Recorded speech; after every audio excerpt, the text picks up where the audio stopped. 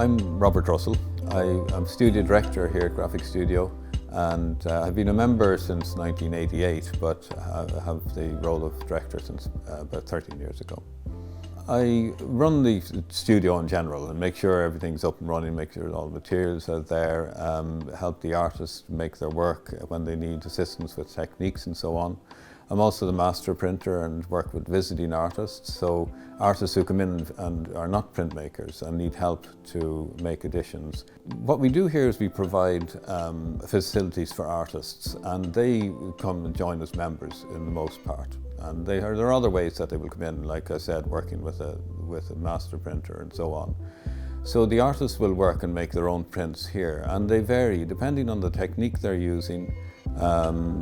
For woodblock, for example, it would be very different to an etching or a lithograph, and it can take anything up to 2 to 3 weeks to make a print. It can be longer sometimes if it's very large. Some of the processes take a lot more time, like mesotint, for example. But in general, a week to 2 weeks an artist would make a print, and then the printing of the edition. So once the print is made, they will print probably an edition of maybe up to 50 or so. The studio was set up in 1960, and at the time there was no printmaking facilities in Ireland, and it wasn't even taught in the colleges. So a group of artists got together and they set up the studio in Upper Mount Street initially, and it was there for a good many years. And it was supported by the Arts Council really from the onset, and they've supported us ever since. And about 13 years ago we moved to this building. We were able to sell the lease in Green Street, and we bought this building.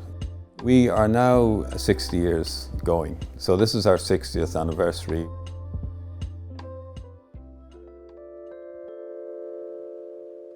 Here we have a mix of both men and women, but predominantly women really at the moment.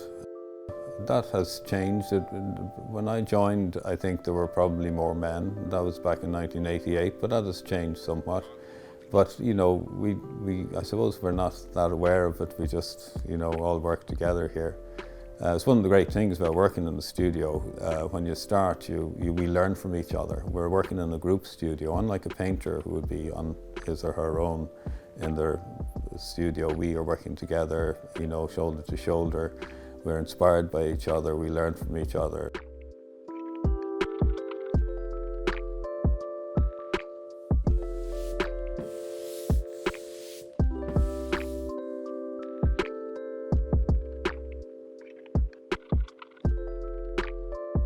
I'm a painter, but I started printing, I think it must be 12 years ago now, so I've been at it a long time as well.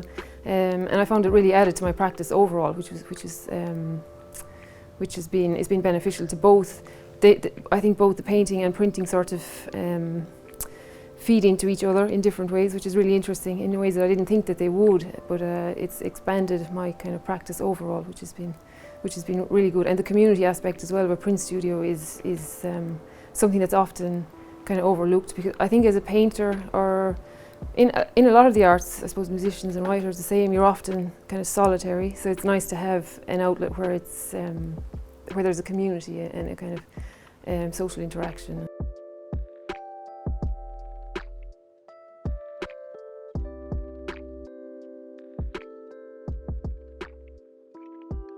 So this is a relief press. This is called the Eagle press. We kind of call it that, although it's a Colombian press, but because of the large eagle on top of it, that's what it's called.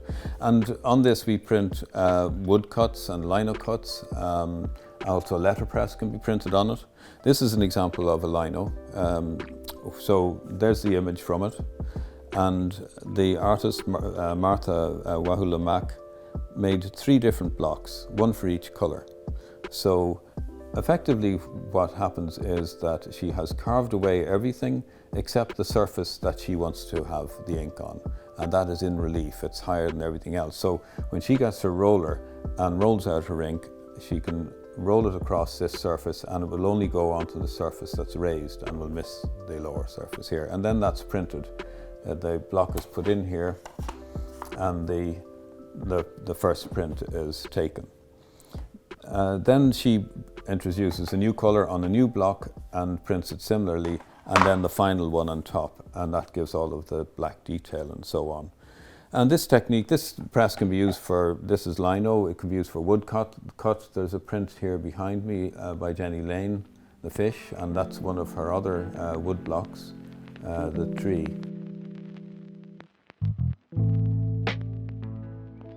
You apply the ink all over the plate and remove it gently so that it remains, the ink is cleaned off every part apart from the bitten parts where the ink will sit in, where the plate has been bitten and etched. So you can see it gradually cleaning off here. So you just look for any anomalies or changes in colour or anything like that, but it's printing really well.